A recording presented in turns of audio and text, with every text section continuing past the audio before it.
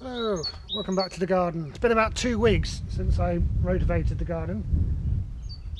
Not much has happened. I think the grass has re-established itself slightly. Yeah, the lawn is coming back for sure. I'm going to rotivate the whole garden again, and then I'll share with you the plan, which is written on the back of this envelope.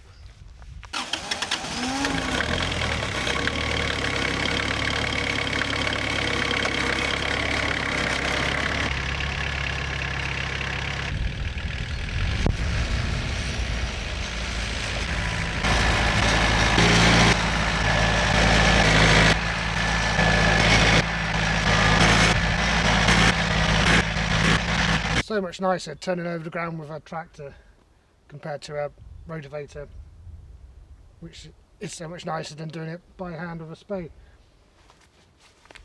Next up, I'm going to divide it into 4 going down. This is my plan, such as it is. So whereas previously in the garden I had 4 main raised beds, and each year they swapped over for a rotation, they sort of descended down the line. This time around I'm going to divide up the entire garden into 4 spaces going down, and then it's going to be top section wheat, and then the next one down will be red clover, the next one down will be divided in half, subdivided, and that will be potatoes and squash, and then the bottom section will be everything else, all the other vegetables. Although I'll probably subdivide that one in half and have half brassicas and half everything else. What we've got here is the walls that I salvaged from the raised beds that used to be in the garden. This timber's mostly completely knackered, but I kept it because I figured it would work for demarcation between the areas that we're going to have. Although looking at it now, I don't think there's probably not going to be enough. But at least we can mark something out with it.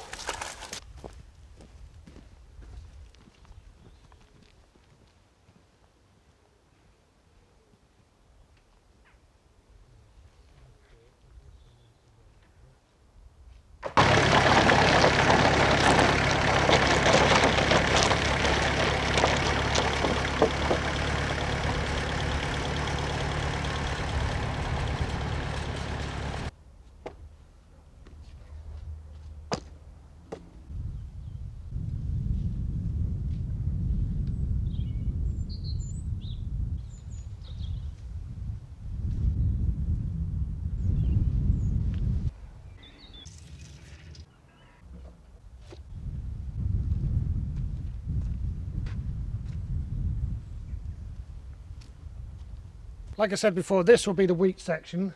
I can't call it a quarter really because it's a funny shape. Now I've got to divide it into rows, and the rows want to be 25 centimetres apart.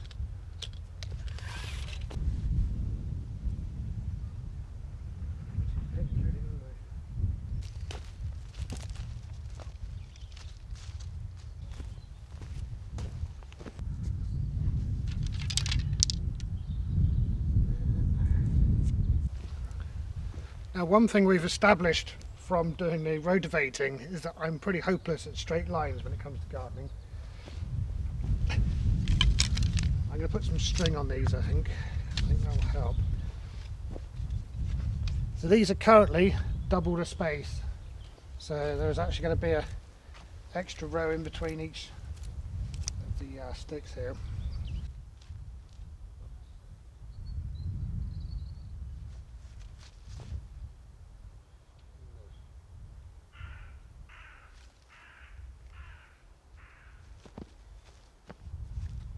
If I end up doing this again, I shall probably make an attachment that goes on the tractor that will just do this in one pass. But for now there's no harm in doing it by hand, so that's what I'm going to do. So this line here will be our first row.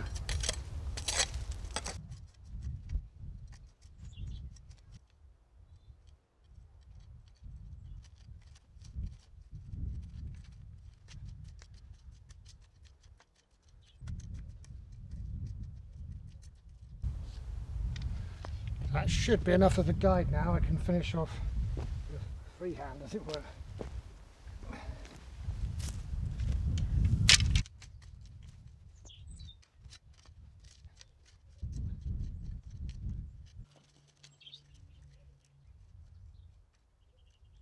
Well, that took forever.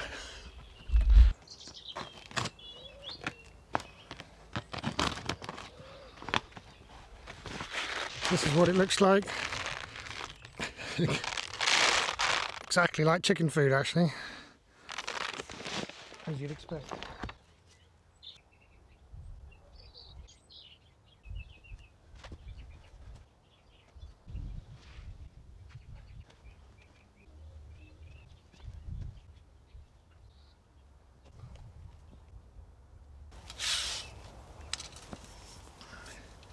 That's it, all in.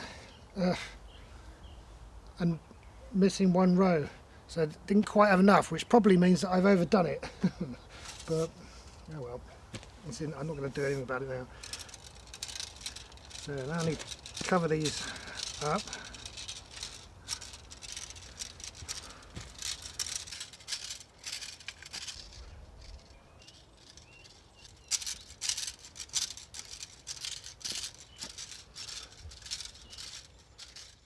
After all that, I just ran out of steam without quite finishing the job.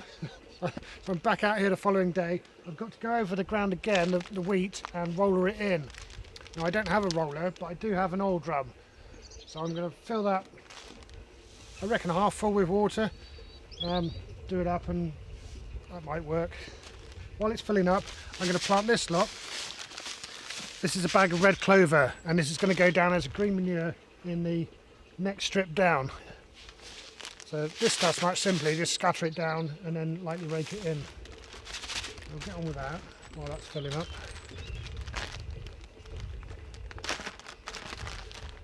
Just like with the wheat, I think I've probably got too much here, but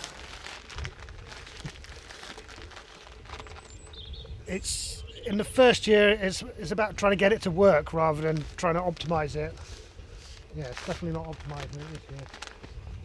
The roller is another thing I'm expecting to be a huge pain in the arse to push up and down. And again, if I do this again, if the drum works, I'm going to put an axle on it and then a frame, and then I can pull it behind the tractor. We'll see. We'll see how it goes. I'll get this down anyway while that's filling up.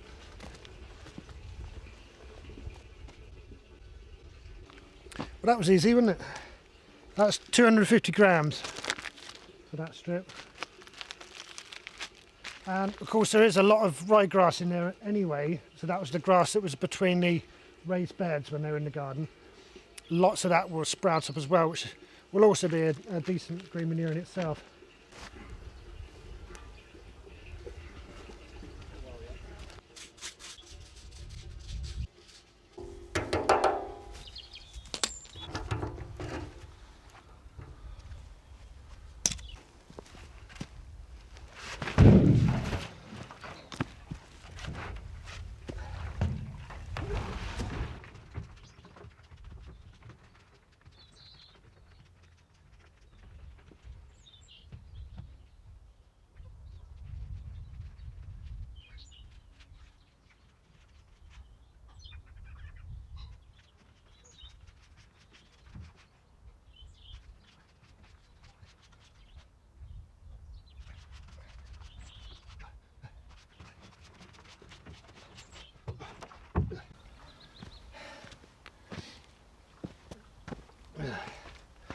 That worked.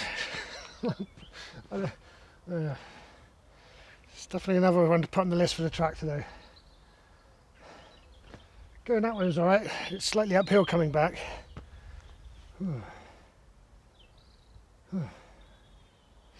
Yes, I didn't enjoy that, to be honest.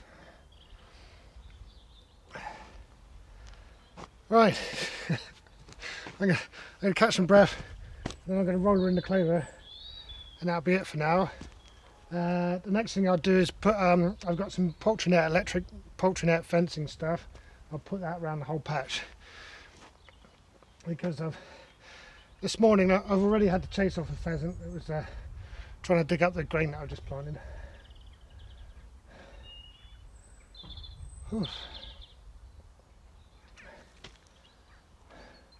The idea of the green manure in the second strip, of course, is to cut down on the amount of input that I need to put in the garden.